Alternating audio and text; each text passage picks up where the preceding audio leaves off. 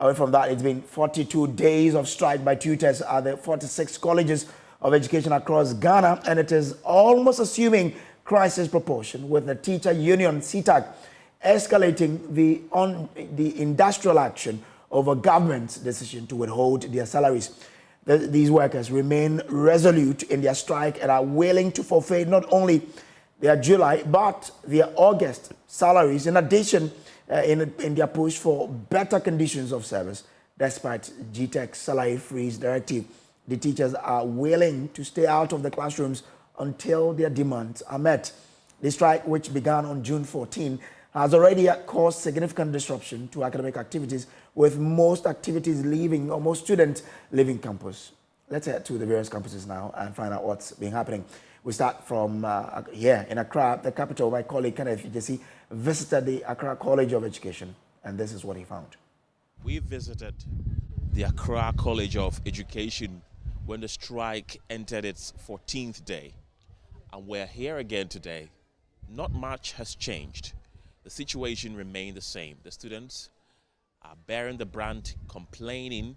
The students are bearing the brunt, saying that the academic activities have been distorted. Most of them have had to go home because they can no longer bear the economic implications this is having on them. The strike action actually is having huge impact on the students and myself standing here at large. You know, the economic situation that we are in right now, feeding on campus is something that we cannot bear anymore. That when you move outside to buy food even here costs above 20 cedis, 25 cedis, and we've been here for over a month now. So the money we came with for the semester is even finished. Now that's they are on strike. We've not been going to classes and we've been learning on our own.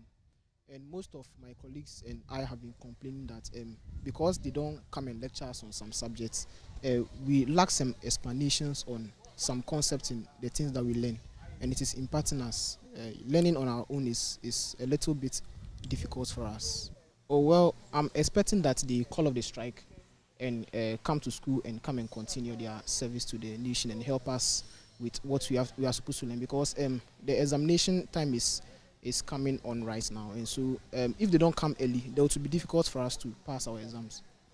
The strike has really affected us. I'm not the only person, almost all of us. It has affected us negatively. Ever since we came to school, there has not been any teaching or anything like that, so it's really affecting us a lot. I was staying on campus, like sometimes you need a guide of your teacher to be able to understand what you are studying, but you just go and read with your own understanding, which is not actually helping or improving our studies on campus. Well, the strike, which began due to a demand for the implementation of the salary structure, which was agreed upon earlier, has persisted for 42 days with no end in sight. The meeting between them and the Ministry of Education yesterday ended inconclusively, but the hope is that the strike will be called off as soon as possible so academic activities can resume. From the Accra College of Education, Kenneth Jesse for Joy News. From Accra, let's cross over to the Central Region, where some students have been speaking to our regional correspondent, Eric Asante. The government and the authorities to do something about the ongoing strike, because it's having a great and a huge impact on we the teacher trainees. For example, the academic calendar has come to a standstill, and students are here with we are so confused, and we don't know what to do. So we are pleading on the government to come to our aid, because if our teachers do not come to campus to teach, we the students, we are lacking, and it's having a huge impact on us.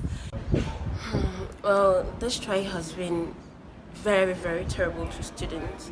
And then although we are trying hard in the classroom, it's not the same as the tutors being in there and then helping us out. So most of the topics we've folded the pages in because we don't really understand them. And then, well, lots of students are going home because there is nothing they'll be doing on campus. So the campus is very desolated.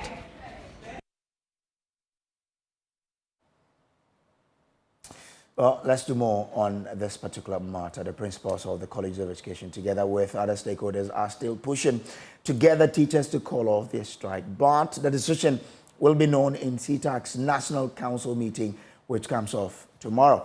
Let's engage the parties on this matter. Fidelis Kamayi is a member of CETAG's National Communications team.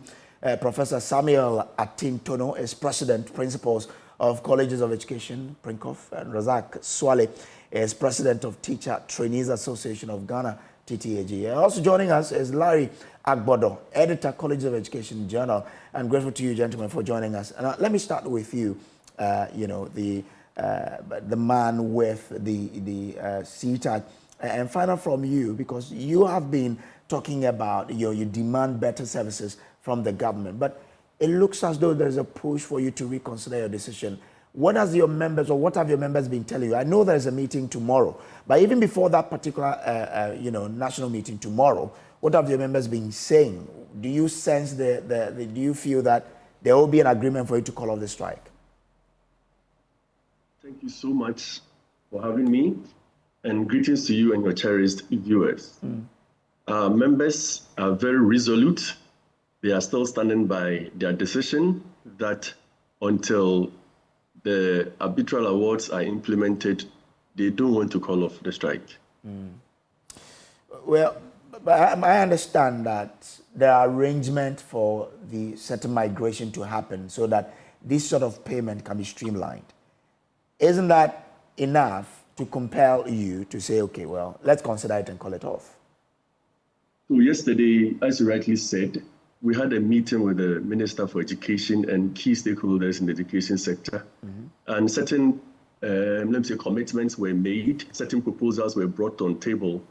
And we have taken those things with good faith. We are now going to discuss the issues with our council. So whatever our council decides is what we're going to do. As I speak, our members are not aware of whatever transpired during the meeting yesterday. Well, but so I mean, well, from what you're telling me, will your council meeting change anything then? Yes, it can, because if you look at our constitution, our council is the highest decision-making body. So they have the power to declare whether the strike should continue or we should call it off or take any other course of action. Well, I asked that question because you're telling me that your members are resolute to stand by this particular strike. And that's why I wanted to understand. If your members are resolute, then of course the national meeting tomorrow will change nothing. To conclude that way, a lot of things can happen. Okay. All right. So that's Kamai is with the CETAG. Let me bring in Professor Tintono because they have also they are the heads of these colleges of education. I know this has really disturbed, the management of these colleges. But what have you also been doing to ensure that you bring this particular development under control? Thank you very much. As principals, first of all, let me thank all your listeners, particularly CETAG members and Prinkoff members who are listening at this movement, and especially to one of my hardworking staff, Fidelis Kamayi, who's speaking at the other side of the road. We are just in the same college here, and he's representing CETAG, myself here on Prinkoff. For us, we are their immediate employers, and therefore we are not happy that college will open on 9th, and then by 14th June, they went on this strike, and it hasn't been quite easy with us. As their employers, every principal is concerned about the welfare of the staff that you have, and more particularly teaching staff. Because if you're a principal without students, without teachers, then you have no role. So question then is, what have we been doing? We are so much concerned about their welfare, and we've been working tirelessly with government, engaging them at a negotiation table to see how the issue will be resolved. And for me, what happened yesterday is very refreshing, and I would want to thank CETAG. Of course, we concluded very well, as I said. Certain commitments were made yesterday, and we agree they have their own structure and processes to go back tomorrow and explain what exactly took place. And we hope that their members would take a second look at it, and then we can get back to the classroom and work together. This is what we look forward, and to assure them, and they know that we have been working on their condition of service. No principal in any college is against any tutor. After all, if you take over a college, you are concerned about academic work. That can only thrive on the basis of a tutor who's happy, and not particularly one who's not happy and withdrawing the service. So yes, with them and doing everything with government and all those involved to ensure that the things that they want, we get it and we all become happy. Well, I've seen interviews with your students who are complaining of the negative impact this is having on them. As heads of these colleges, what other measures have you put in place to ensure that these students do not continue to bear the brunt of what's happening? Obviously, when there's a strike, they are the immediate people who will suffer. Their welfare is very, very something that we are concerned about. We least anticipated that this strike would drag up to where we are, about 4 or 5 weeks now. But it's unfortunate. There were certain issues, and luckily, we are almost getting everything resolved. So we are hoping that whatever happens at the CETAG Council meeting tomorrow, we look forward to a positive result, and the students will definitely, their welfare will be looked at. That is as to how we account for these lost hours. About 4 weeks, if they have to go to classroom for 2 hours, if you multiply by 4, that means 8 hours has been lost. And for sure, we are ready to see how we can address that so that no student loses anything. So will there be extension of the period within which they have to stay in school? For now, I wouldn't say extension. We'd have to go back and look critically at what number of hours has actually been lost. What is the way forward? For example, if we were expected to close lectures at 5, and CETAG says, okay, tomorrow we're calling off the strike, and we now know that, okay, well, we'll come back to negotiate with you. Can we together see, because also for the welfare of the tutor as well as the students, is it better to extend the calendar beyond when we should have closed, or it is better to spread these lost hours across in a manner that we can do extra 30 minutes every day and account for it? These options are on the table, and definitely, whatever the decision, we will have to negotiate and discuss with CETAG as well as the students. Thank you. But when you do extra hours, won't it lead to the payment of allowances, which of course then becomes another challenge for government to honor? I think this is not the first time. And for me, as I said, we will have to both come to the table. The college is made up of the management on one side, staff on another, and of course the students. We have found ourselves in this situation. We both have to agree as to how we do it. Recall when COVID came, nobody anticipated. We have had to have lectures in a certain arrangement. So these are not usually things I would think it should be any problem. I'm happy you mentioned COVID, because I understand that during COVID, when you had to do extra hours, even those hours have still not been paid for. And so if you should add this one, it becomes a challenge. Or that's not the truth? No. That was a different kind of thing. It was a whole year thing. Okay. We are talking about an extra hour for 1 hour, 30 minutes. I'm not too sure. I've worked with my staff, and we are both here. If we still stretch it even beyond, they are going to work more. Okay. So it's a kind of a mutual agreement for our mutual interest. Okay, all right. Grateful. Let me bring in Larry Agbado. He is editor, Colleges of Education Journal. Larry, I'm grateful to you for joining. Do we know exactly how much we're looking at in terms of these allowances that the teachers are calling for them to be cleared?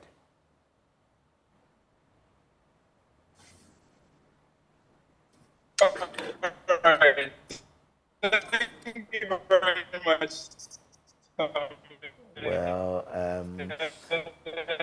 Larry's line, unfortunately, we have to rectify Larry's line, then we bring him back into the conversation. But let me try and see if Larry's line will work. Larry, if your line is working where you can hear me, I'm trying to find out from you whether or not we have a fair idea as to how much exactly we're looking in terms of these arrears that the teachers are calling for them to be cleared.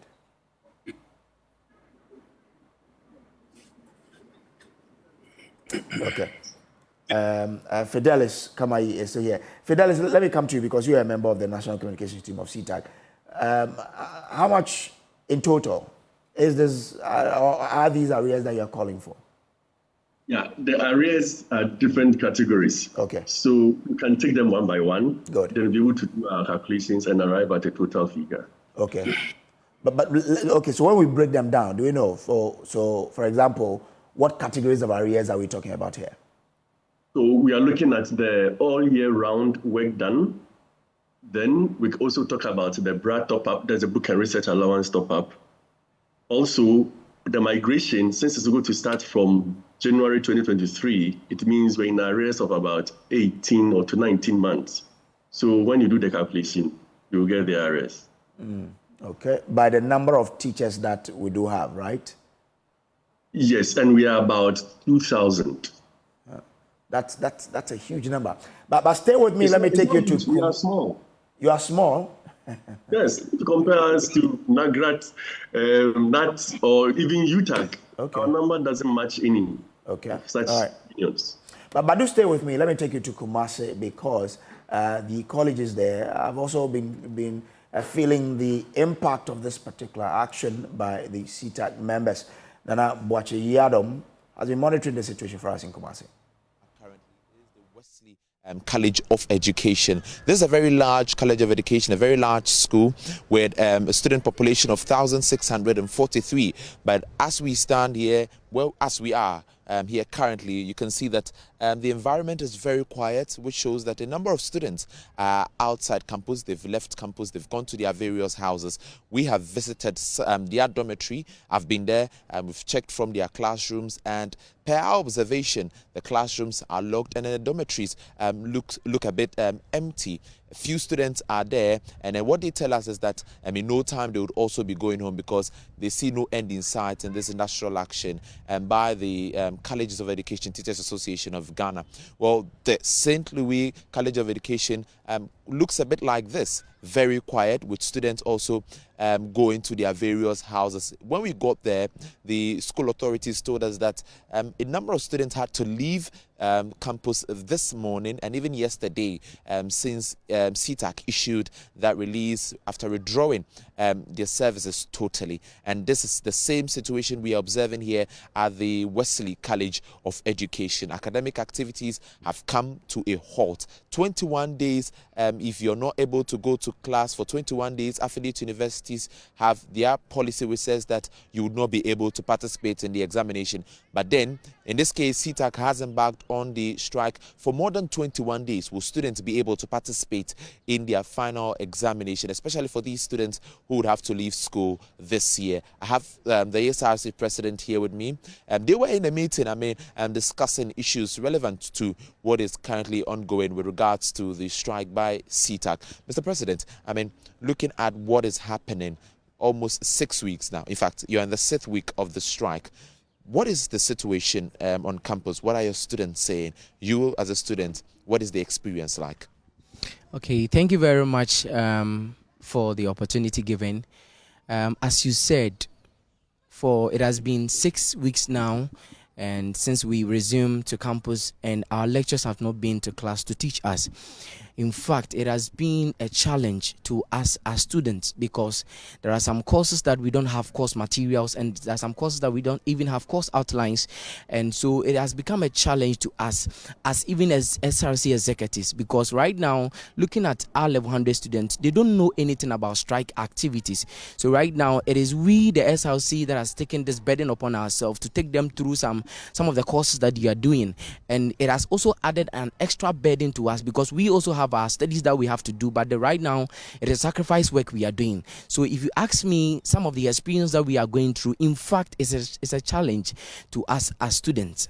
I was speaking to some students the last time I came here, and then their complaint was about your final examination. They were final year, so they were complaining about their final year examination. What is the situation when it comes to your final year examination? What are school authorities telling you? So with the final exams, our level 400 students are supposed to complete school that is coming September 7th. And as it stands right now, there is a strike ongoing, and they are even confused as we speak. They are even confused because right now they have not learned anything. Lectures have not been to class to teach them. So their question is, what are they going to write? Under normal circumstance, we had to go through quizzes. We had to write quizzes so that we can get some marks accumulated for our CE. Yes, but then right now they have not written any quiz, any kind of exercise yet. So it has become a challenge. Right now, we don't know whether we are writing the exams or not. But according to the policy of our affiliated universities, like if you exempt yourself from class, that is 21 days, you are not supposed to write exams. And right now, CETAG has been on strike more than 21 days we are talking about.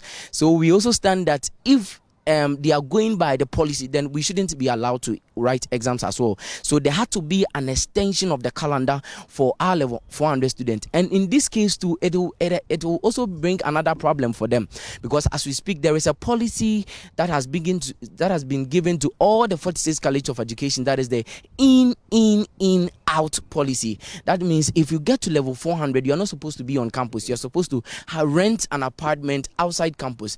So it has become a challenge looking at their procedures, because they went to rent an apartment for the semester, and right now it has overseed the semester that they went to rent. So they had to pay an additional money to that. And so looking at the strike itself, it has affected the level 400 students, most especially looking at their system right now. Thank you very much. Let me get to you, my lady. You looking at you being a student, economically, are you fit enough to be on campus? No, please. How does it look? I mean, your finances, the money you have on you, is it good enough? 6 weeks of not going to class and all that? No, please. We are really striving here. It's a whole lot of stress because you will be using money on things that you're not supposed to use it for. Most especially with our dinings and everything, with our feedings, we have to go buy extra food from outside, which is doing us more harm than good to us. That looks very bad. But let me ask you finally, considering the fact that government is on the negotiation table with CETAG and there is no end in sight, what would be your word to these two parties, CETAG and then government in itself? Yeah, thank you very much. I really believe that the government is really interested in education. So if the government is hearing us, we want to plead with the both parties to settle their differences so that our dear lecturers will be able to return back to class for academic activity to commence smoothly. Thank you. Thank you so much. And so these are some students and executives of the Student Representative Council here at the Wesley College of Education. From the SRC president, the situation is dire. It is very difficult for them to cope with the current situation, especially with CETAG not giving any roadmap as to when they are returning back to their classrooms. When we spoke to the lady here, she says that economically they are not fit enough to be on campus because they have to be spending money on a whole lot of things. He, on the other hand, is pleading with both parties, CETAG and government, to resolve the impasse. From the college, from the Wesley College of Education, my name is Nana Boache Yadom. Over to you. So that's my colleague Nana Boache Yadom there. But let me bring in, because the students spoke about examination and how this strike impacted. Let me bring in Professor Samuel Atintono, who is president of the Principals of Colleges of Education. Prof, you had the students there express their concern about the fact that they've stayed away from classrooms for 42 days, and therefore, per the the laid down rules by the affiliate universities, they are not supposed to write exams. Will that be put in place, or something else will happen?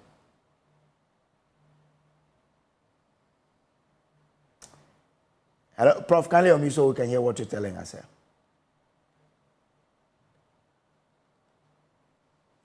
Hello, Prof. Sorry. Yes. Let me clarify something here, that the colleges of education, each of the 46 colleges of education operate on their own councils. Okay. So our relation with the universities, yes, we apply their rules, but we also have our Harmonic Statutes and all the governance documents that govern the colleges. So coming back to the issue that, yes, 21 days have passed, and therefore writing exams. I think what the students' concern is, if you look at 4 or 5 weeks that this strike has lasted, but now they should have done what we call an interim assessment or continuous assessment, which would therefore mean that they probably should have done one assessment or the other. Now, what it means is if the strike is over, we will have to do some readjustments to say that, look, you came back to school, studied for 1 week. If we were to do 4 weeks studies or learning in order to participate in this assessment, we'll have to do that. So it is not something that will bring them back and the tutors immediately say, go into the exam hall or quizzes. So that has been taken care of. And to assure our dear students that that shouldn't be a worry, our immediate thing is the appeal we have given to CETAG that these things should end. And once it ends, these are now implementation things which we can easily work around them. So you were in this meeting with government. What was government's commitment to you to ensure that this ends? I think the commitment is based on the things that CETAG asked for. And I'm happy their communicator is here, my own Gustav Fidelis. A number of them they brought to the table, one being the payment of the book and research top-up, which he has indicated here. Some progress have been made. We agree a controller have to pay that. It's with controller. So it should be paid as soon as possible. And the other one about the migration, if you listen to them, they said the implementation must take off. There's a letter from Fair Wages and Salaries Commission, which have now set 29 July as the day they will start the migration, which may travel for 4 weeks. Of course, one of the issues that was of concern to CETAG itself was who of the staff. That's from what category. There are people who have MPhil, those who have PhD. Government position was those with PhDs and those who are on PhDs. I think for now, if you listen very well, Director General of GTEC, and of course even from the minister and everybody think of ourselves, there's an agreement that it should start from those with research master's degree. So for me, a lot of commitments have been made. The issue he mentioned here, which is not in contention, the NSC award gave them, if they have to implement, it should take effect 1st January 2023. It's in their award, which is also something has been considered. Okay. So as you think, basically, these were the issues all year round. There's a clear roadmap as to how the payments should be done. And as you think that most of the commitments that government made yesterday, we look forward to goodwill and good faith from CETA from the council meeting tomorrow. Okay, I'm grateful to you, sir. Stay with me. Let me bring in Larry Agbado, who is editor of the Colleges of Education Journal. Larry, I'm grateful to you. Let's try it one more time. So you have been keeping an eye on this. One of the things the teachers have withdrawn is the supervision of the student in the halls. What have you seen in the absence of these teachers on campus? Yes. I mean, if you can take the question again, please. So I want to find out from you what you have monitored in the absence of these teachers on campus. What has been the reaction of students, without their teachers on campus, security-wise, because the teachers say we won't supervise them in the halls? Oh, okay. So thank you very much, and good afternoon to your good self and your listeners. The situation across the colleges is not a good one to talk about because, just at the beginning of the second semester was when CETAG declared this strike. So absolutely nothing has been happening in the colleges for the past 42 days, as you have stated yourself. There's absolutely no control by tutors or management of the colleges as a result of the strike. You have students going in and out. Some have to travel home. You heard them saying earlier on that they are not able to live within their means again because they don't have money and the rest. Some have to travel home. Some who are also on campus are also being fed by the principals or by the college. And it's quite a tough one also because, you see, the principals have over the period, Professor Tony is on the line, he will tell you, have over the period complain about how their feeding fee is inadequate, where they are using about 60 to 50 pesos to feed students 3 spare meals a day. Now you have the managers of these institutions feeding students 3 times a day for 42 days, and nothing is happening. So it means government is feeding these students, and all that is just going to waste. So if nothing is going to be happening, then probably I think at this time we should take drastic measures as to whether we should kind of put the colleges on hold, maybe close them temporarily until these issues are resolved. Because if we continue this way, I've heard Prof come out with suggestions that when they call them back, or when CETAG returns to the classroom, they'll kind of adjust the timetable for them to do extra time and the rest. But I'm also hoping that that will not bring issues again of CETAG raising concerns that they are working overtime, and for that matter, they should be paid some extra allowances.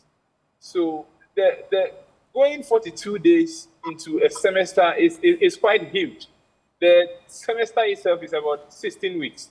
That is 4 months, and we have done about 1.5 months already. Out of these 4 months, the students had to use a month for exams, 2 weeks for examinations, and 2 weeks for revision.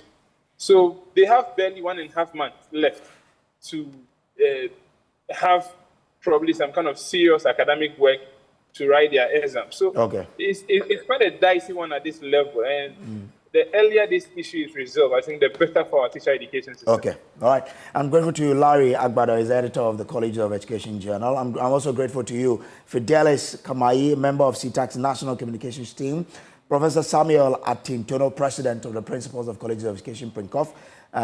Thank you for joining, gentlemen. This is still the Joy News, and this show is The Pulse. My name is Samuel Kojo Brace. Now, you know what? We have a huge conversation coming up tonight on the Joy News channel. Over the past few months, there has been issues about, labor and what they do make of their pension.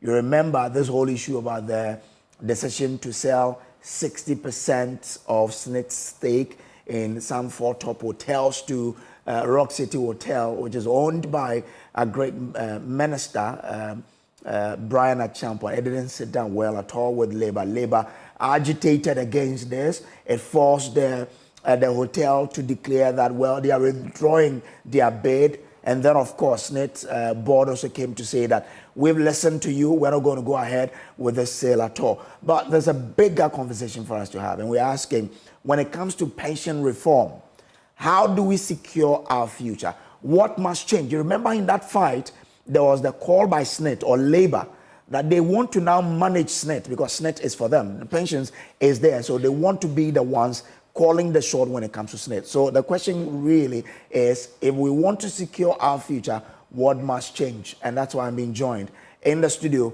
by one of the conveners of this particular national dialogue, which is going to happen tonight here on this channel. Richard Kwajo Nyako joining me. Rich, so what should we look out for? What should we expect in tonight's dialogue? So, the SNIT Rock City conversation, it opened a can of worms, and we decided that, well, once that has happened, we need to broaden the conversation and look at how best the management and utilization of our pension funds would be.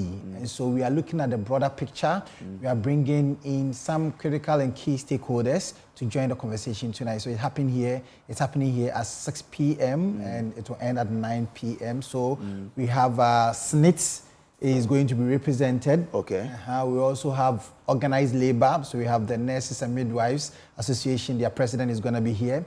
NAGRAT, NAT, all of these people, they have their funds with SNIT. From 1965 up to the 2009 when the reforms were made, I mean, people are still calling for some more reforms. Some people go on pension or retirement and they are worse off. And so we are asking the bigger questions tonight. How do we secure the future of our pensions? You and I will one day retire. Retire, of course. When we retire, if we should do that countdown, you will realize that we are quite close. Exactly. But you see, when we retire, that is where a lot of the issues crop up. Health-wise, we are unable to work. We need more money in order to take care of ourselves and all of that. So tonight, these we are going to think about ourselves. And so the person watching me now, your voice matters. So we need you. You are the critical mass that we are going to gather in ensuring that we secure our pensions. Okay, so it's a 3-hour-long dialogue. Exactly. Looking at all the angles that we need to, what must change. Exactly. So at the end of the day, we will be able to know what labor itself wants changed. You see, people have even questioned, why do we invest the future of the pensions on certain things? So we are going to critically look at the management of the funds. So when we put them in a pool, what should we use these funds for? And how do we utilize them? So that should you go on pension, I mean, you may be smiling to the bank every month so that your pension will be some kind of good. Okay, not to weep, as we see. Thank you very much, Richard Kojonyako. This is The Pulse. We'll take a quick break, but when we'll come back, we'll do some politics here, and I'll be joined in studio by Dr. Sam Ankra. He's an independent presidential aspirant. We'll be having a discussion on the campaign and politics around the country and more. Please do stay.